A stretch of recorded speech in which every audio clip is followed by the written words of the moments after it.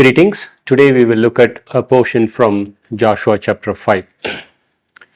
Have you ever been in a situation where you are confronted with a particular difficulty and you are wondering whether will I get through this or not?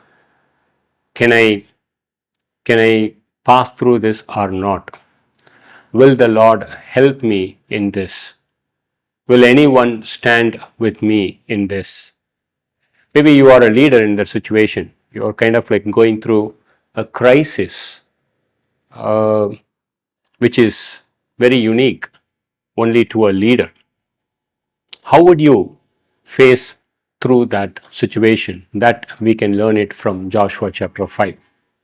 Joshua was in one particular situation and he was confronted with Jericho, and he had to bring the walls of Jericho down, and he had to overcome that particular city. In the night before, he was looking at Jericho in Joshua chapter 5 verse 13.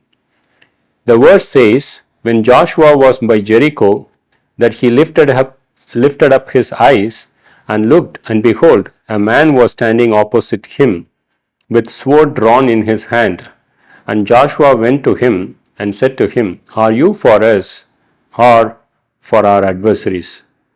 He said, no, rather I indeed come now as a captain of the host of the Lord. And Joshua fell on his face to the earth and bowed down and said to him, what is my Lord has to say to his servant?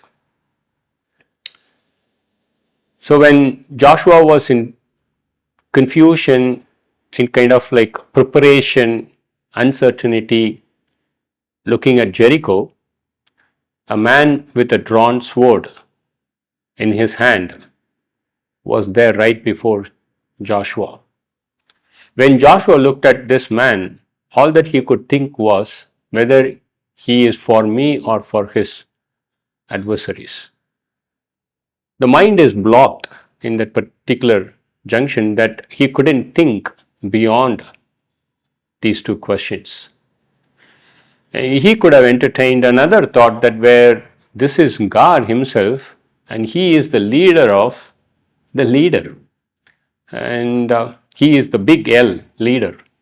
Joshua is the small L leader, and he is the one who decides everything. Joshua is the servant supposed to follow this leader.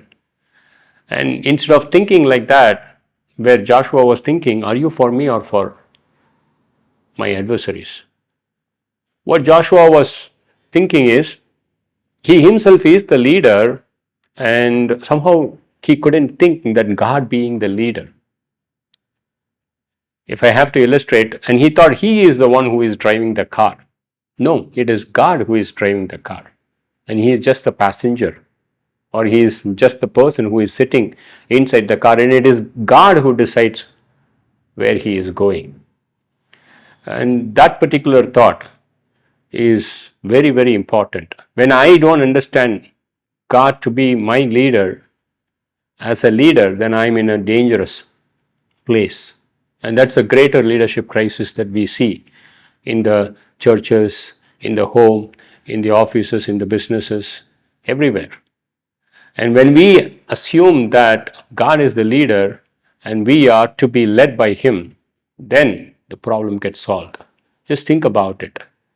And it is good to say to God, what is my Lord has to say to his servant. Amen.